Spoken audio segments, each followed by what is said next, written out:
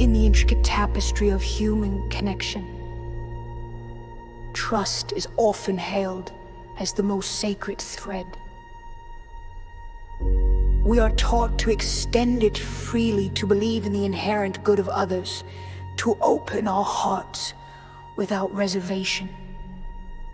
And yet life, in its profound and sometimes brutal wisdom, often delivers a different, more sobering lesson. There will be moments sharp and unforgettable when the very ground beneath your feet gives way, when the hand you trusted to lift you up instead pushes you down. In those shattering moments, a stark, undeniable truth emerges. It is essential to learn when and how to not trust someone.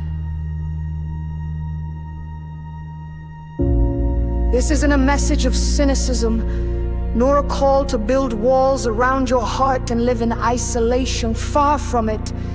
This is a message of empowerment, of self-preservation, and of cultivating a wisdom that protects your spirit from unnecessary pain. It's about understanding that while connection is vital, indiscriminate trust can be a dangerous vulnerability. We've all felt the sting of betrayal, the hollow ache of disappointment when someone we believed in proves unworthy. It can leave us feeling foolish, exploited, and deeply hurt. It can make us question our own judgment, our own intuition. But these experiences, painful as they are not curses. They are profound, invaluable lessons.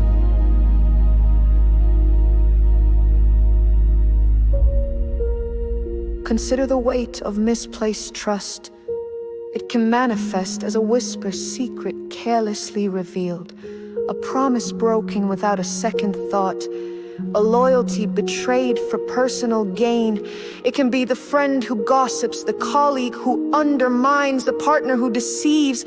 Each instance leaves a mark, a scar on the soul. And for too long, many of us have carried these scars as burdens, as reminders of our perceived naivety. But what if we reframed them? What if these scars became not symbols of weakness, but badges of discernment? What if they became the very compass that guides us toward healthier, more authentic relationships in the future? The wisdom of don't trust someone is not about closing yourself off from the world, but about opening your eyes to it with greater clarity. It's about learning to observe, to listen, to discern patterns of behavior. It's about recognizing that actions speak far louder than words, and that consistency in character is the truest indicator of reliability. It's about understanding that some individuals, for their own complex reasons, may not have your best interests at heart, or may simply lack the integrity to uphold their commitments. This realization is not a defeat. It is a liberation. When you learn to temper your trust with discernment, you reclaim your power. You stop giving away pieces of your peace, your energy, and your vulnerability to those who have not earned it. You begin to build relationships on a foundation of mutual respect, transparency, and proven reliability rather than blind faith. This means setting clear boundaries, communicating your expectations, and most importantly, trusting your own intuition, that gut feeling, that quiet alarm bell that rings when something feels off. That is your inner wisdom, honed by experience, protecting you. Listen to it, honor it. So, how do we navigate this delicate balance? How do we protect ourselves without becoming cynical? First, observe. Don't assume. Don't automatically grant full trust based on initial impressions or charming words. Watch how people treat others, how they handle adversity, and how they respond when no one is watching. Second, trust actions, not just words. Promises are easy to make. Consistent, ethical behavior is harder to maintain. Look for a track record of integrity. Third, set boundaries. Understand what you are willing to give and what you are willing to tolerate. Communicate these boundaries clearly and enforce them. Fourth, listen to your intuition. If something feels wrong, it probably is. Your subconscious picks up on subtle cues that your conscious mind might miss.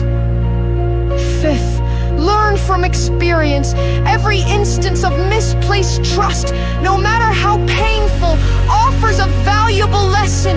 Analyze what happened, identify the red flags you might have missed, and integrate that wisdom into your future interactions. Sixth, invest in self-reliance. Build your own strength, your own resources, and your own sense of self-worth. The less you need someone else to validate or support you, the less vulnerable you are to their potential betrayal. The outcome of embracing this wisdom is not a life devoid of connection, but a life rich with authentic, meaningful relationships. You become a more discerning friend, a more astute colleague, a more resilient individual. You learn to choose your inner circle wisely, surrounding yourself with those who truly uplift, respect, and genuinely care for you. Your energy is no longer wasted on those who drain it, but invested in those who multiply it. You become a guardian of your own peace, an architect of your own well-being. So let this message resonate. It's not about never trusting anyone. It's about trusting yourself enough to know when not to trust someone. It's about moving through the world with open eyes and a discerning heart, protecting your spirit while still allowing for genuine, profound connection. It's about turning the pain of past betrayals into the power of future wisdom. Be wise, be discerning, be protected, and always trust the wisdom that lies within you when I with you.